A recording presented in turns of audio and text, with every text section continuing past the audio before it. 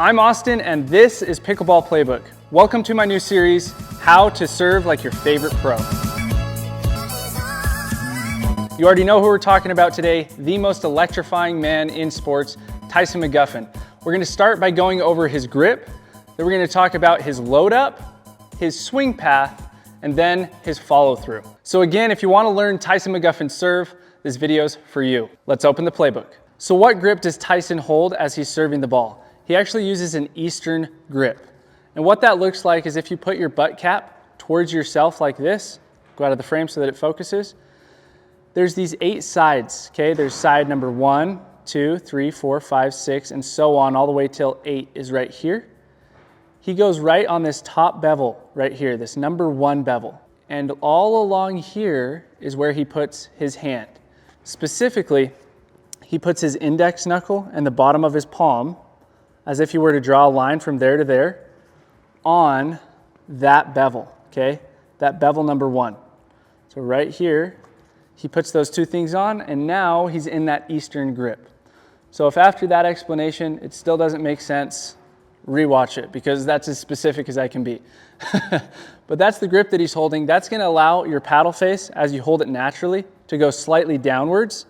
Since it's slightly downwards, it's gonna allow you to be able to get more topspin on the ball without the ball shooting up into the sky. By the way, in case you're wondering what's on the edge of my paddle, these are balance pods. They're brand new from Enhanced Pickleball, and they have 3 grams of weight in them. So it's really cool. You only need to use 1 on either side of your paddle. It'll really help with your control because putting that extra weight there helps to balance out your paddle. And they're just made of rubber and tungsten, so they're not toxic at all. So if you wanna check them out, top right of the screen, there's a link for them. Okay, so now that you know the grip that he holds, we're gonna head into the patented load-up routine that he has.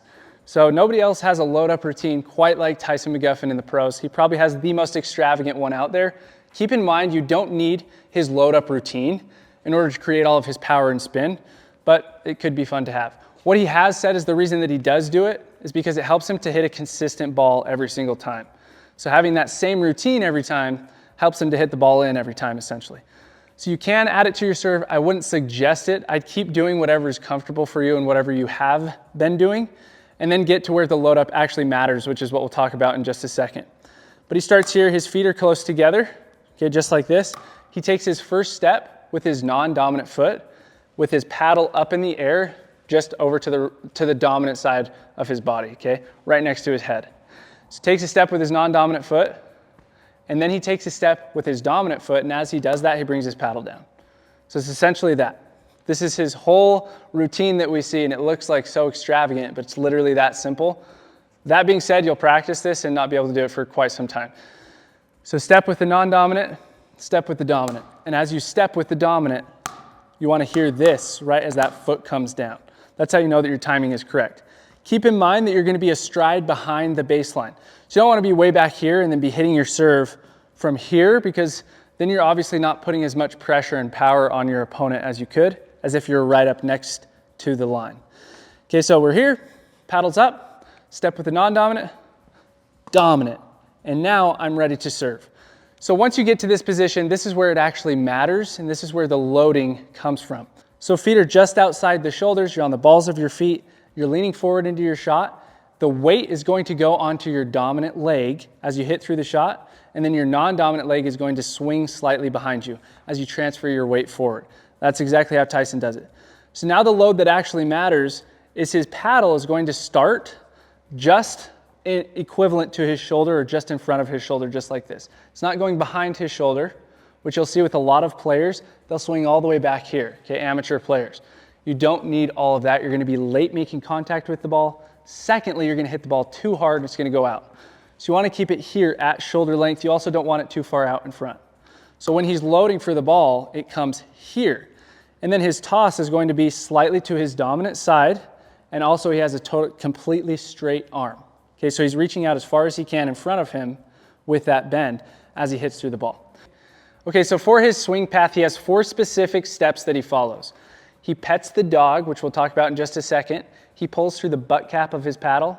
He windshield wipes, and then he finishes over on his shoulder, okay, patting his shoulder right here. So basically what that looks like, we're in this loaded position. he comes down and he's gonna pet the dog. You don't pet the dog with the outside of your paddle. So you don't wanna come down like this. You wanna come down with a flat face. What that's naturally gonna do is it's gonna cock your wrist backwards. So now that your face is petting the dog nice and softly, you're going to pull through the butt cap of your paddle. You're gonna act like there's a rope, and you're just gonna pull through that rope, okay, with that one hand. Pull, pull, pull.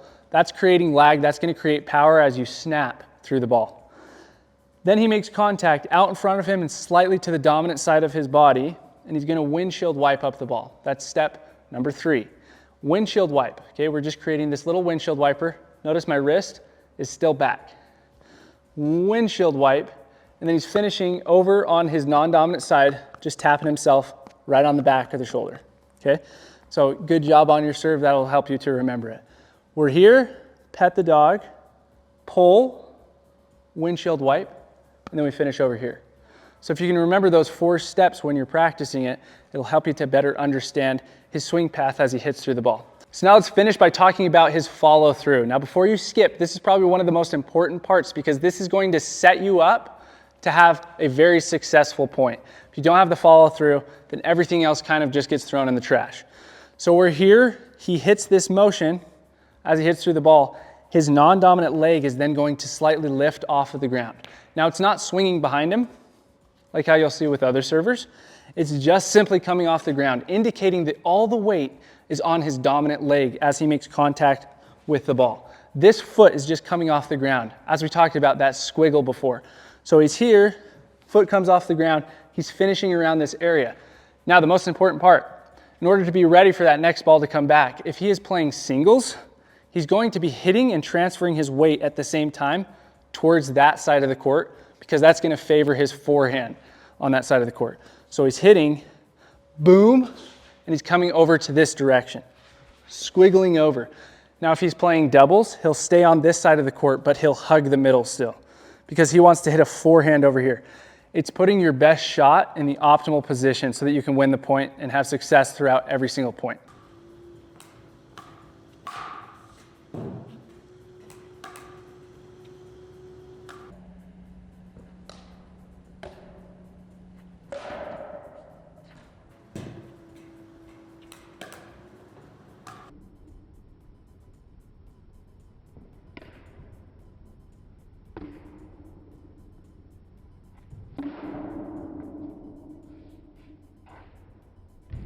So that's Tyson Mcguffin's serve. I hope that you guys enjoyed that. If you want to see more videos just like this, I upload new videos every Wednesday and Saturday.